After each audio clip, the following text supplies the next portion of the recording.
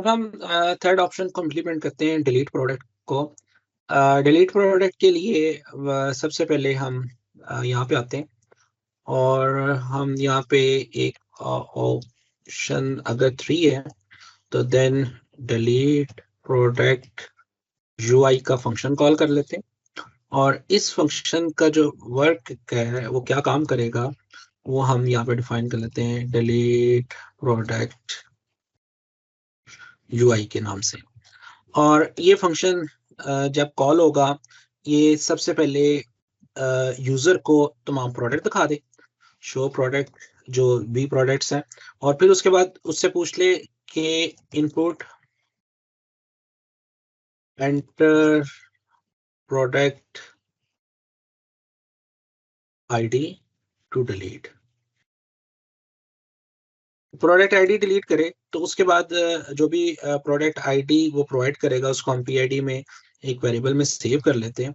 और फिर हम डीएल डॉट डिलीट प्रोडक्ट का फंक्शन कॉल कर लेते हैं, उसको कहते हैं कि ये प्रोडक्ट डिलीट कर दो। जब वो प्रोडक्ट डिलीट हो जाएगी तो हम चाहते हैं जो प्रोडक्ट की डिलीशन का मैसेज शो कर दें, और उसको लिख देते हैं प्रिंट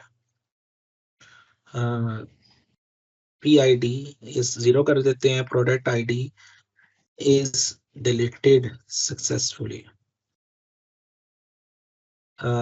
यहाँ पे कोमा से हम वो प्रोडक्ट आईडी डॉट फॉर्मेट करके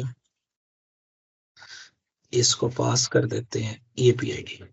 तो उससे हमारी स्ट्रिंग बन जाएगी, जो भी पीआईडी वो डिलीट करेगा वो मैसेज आ जाएगा इज डिलीटेड सक्सेसफुली। और उसके बाद फिर हम अगर हम अब यहाँ तक छोड़ देंगे तो लूप चलेगा, और फिर ये प्रोडक्ट डिलीट होने के बाद ये मैसेज हमें नजर नहीं आएगा। उसके बाद हम कह देते हैं प्रेस एनी की टू कंटिन्यू। प्रेस एनी तो नहीं होना चाहिए था इसका, एंटर की टू कंटिन्यू। तो ये जब वो एंटर प्रेस करेगा तो उसके बाद फिर ये दोबारा हमारा प्रोग्राम मेन मेन्यू पे चला जाएगा। तो यहाँ पे अब हम इस कोड को एक दफा एग्जीक्यूट करके देख लेते हैं। हम इसको चलाते हैं, मैं पहले स्क्रीन क्लियर करेगा, मैं 3 प्रेस करता हूँ, वो मुझे दिखा रहा है तमाम प्रोडक्ट आईडीज को। लेट्स से हमने जो लास्ट में प्रोडक्ट ऐड की थी, यहाँ चलें जो P10 है इसको डिलीट करते हैं, लैपटॉप को P10 हम एंटर करते हैं। आप देखें अगेन हमारी उसमें फाइल में कोई एरर था जिसकी वजह से हमें यहाँ पे एरर आ गया है। अच्छा, यहाँ पे अब जो एरर है वो क्या कह रहा है, वो ये कह रहा है कि ये लाइन नंबर 49 पे हमने प्रोडक्ट यूआई में ये फंक्शन था, इसमें एरर आया है, इसने आगे इस फंक्शन को कॉल किया है।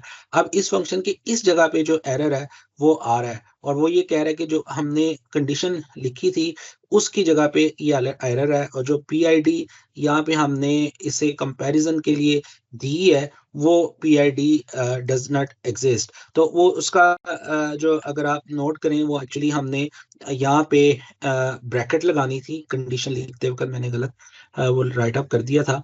तो वो मैंने आपको बताया भी था कि जब हम इसको करेंगे तो इस तरह के कुछ एरर्स नजर आएंगे, क्योंकि जब मैं कोड देख रहा था तो मुझे वो एरर नजर आ रहे थे। तो उस वक्त that was not appropriate moment कि मैं उसकी करेक्शन करता, क्योंकि उस वक्त आपको भी चीजें समझ नहीं आनी थी। तो यहाँ पे हमने ये ब्रैकेट लगाई। अब जो है ये हमारी कंडीशन है, इस कंडीशन में हमारे पास वो ट्रू या फॉल्स रिटर्न करेगा, और उसके बाद वो बाकी फंक्शनलिटी जो हम ऑलरेडी देखी है।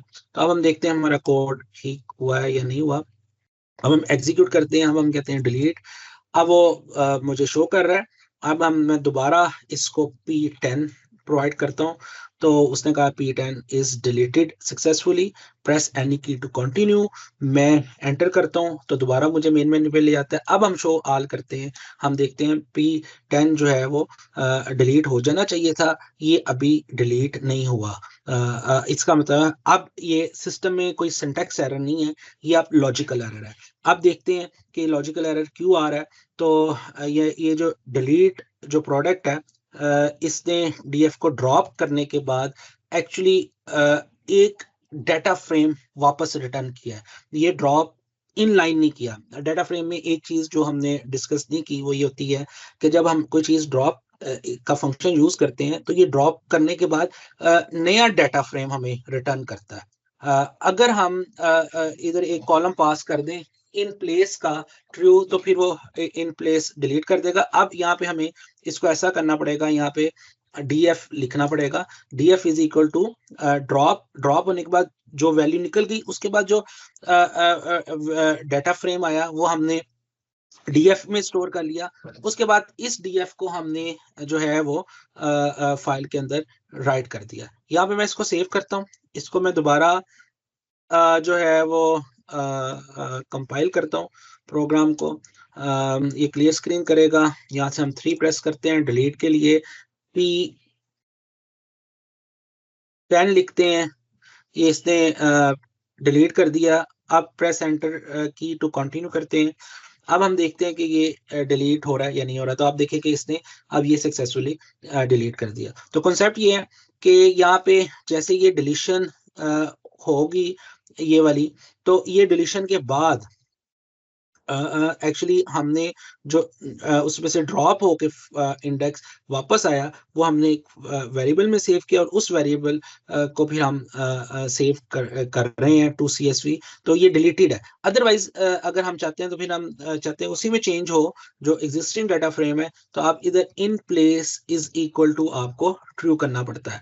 तो अगर आप ट्रू करेंगे तो फिर आपको ये वाली लाइन इस तरह लिखने की जरूरत नहीं है, फिर एक्चुअली वो उसी डाटा फ्रेम के अंदर चेंज कर देगा। लेकिन बहरहाल दोनों अप्रोचेस हैं। इस अप्रोच को तो हमने अभी टेस्ट भी कर लिया है कि ये वाकई डाटे को डिलीट कर रहा है।